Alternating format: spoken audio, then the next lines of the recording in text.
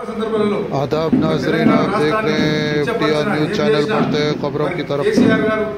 Sangareddy MLA camp office में BRS कायदीन साबिक CDC chairman कासला बुच्ची रेड्डी और नरहर रेड्डी ने प्रेस कॉन्फ्रेंस से खिताब करते हुए मरकजी हुकूमत पर तनकीद करते हुए कहा कि मरकजी बजट में तेलंगाना को नज़रअंदाज किया गया है, जो कि तेलंगाना के साथ नाइंसाफ़ी है। उन्होंने कहा कि तेलंगाना में तरक्याती कामों को अंजाम देने के लिए बजट की ज़रूरत पड़ती है, जबकि बजट में तेलंगाना का नाम तक नहीं लिया गया।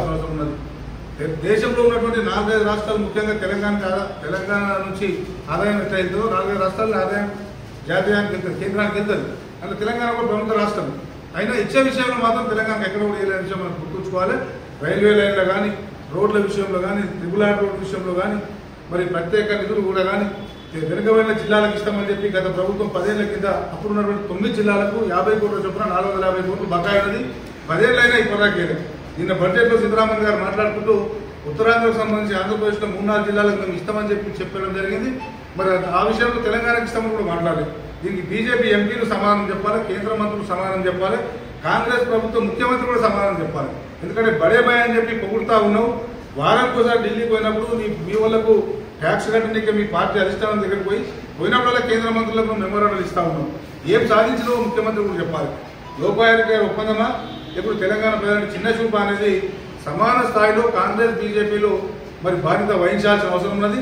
ఇంత ఘోరమైనటువంటి బడ్జెట్ గత 10 ఏళ్లలో ఎన్నడూ చూడలేదు.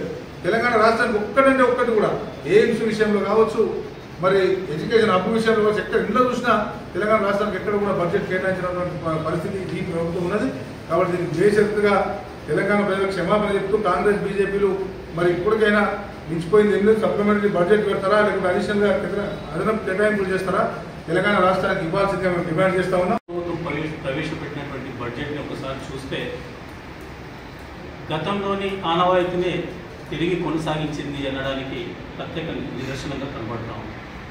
ఎంతసేపు ఎప్పుడు చూసినా దక్షిణాది రాష్ట్రాల మీద వివక్ష, ముఖ్యంగా తెలంగాణ ప్రాంతం మీద వివక్ష చూపుతున్నది. మరి గతంలో నుంచి కూడా అంటే ఈసారి బడ్జెట్ ప్రవేశపెట్టినటువంటి దాంట్లో కూడా ఖచ్చితమైన వివక్ష, పక్షపాత ధోరణి క్లియర్గా మనకు కనబడతా ఉంది. ఇది నిజంగా తెలంగాణ రాష్ట్రాన్ని యొక్క అభివృద్ధిని అడ్డుకోవడమేని నిస్సంకోచంగా చెప్పవచ్చు. గతంలో కూడా తెలంగాణ రాష్ట్రం ఏర్పడినప్పుడు ఎంతసేపు చీకటి రాజ్యంగా తెలంగాణ రాష్ట్రం కాబోతుందని వెక్కిరించిన మాటల్ని మరి అడగడుగున అణచివేయాలనే ధోరణి బీజేపీ పార్టీ నరేంద్ర మోడీ గారి అధ్యక్షతన జరుగుతున్నటువంటి ఈ బడ్జెట్ క్లియర్గా కనబడతా ఉంది. మరి గతంలో బీఆర్ఎస్ పార్టీ అధికారంలో ఉన్నప్పుడు అన్ని రంగాల్లో రాష్ట్ర ప్రగతిని ముందుకు తీసుకుపోవడంలో, అటు అభివృద్ధిలో కానీ, సంక్షేమంలో కానీ, మరి కేంద్రం నుంచే అనేక రంగాల్లో కూడా ప్రప్రథమ స్థానాలను దక్కించుకున్న విషయం తెలిసే.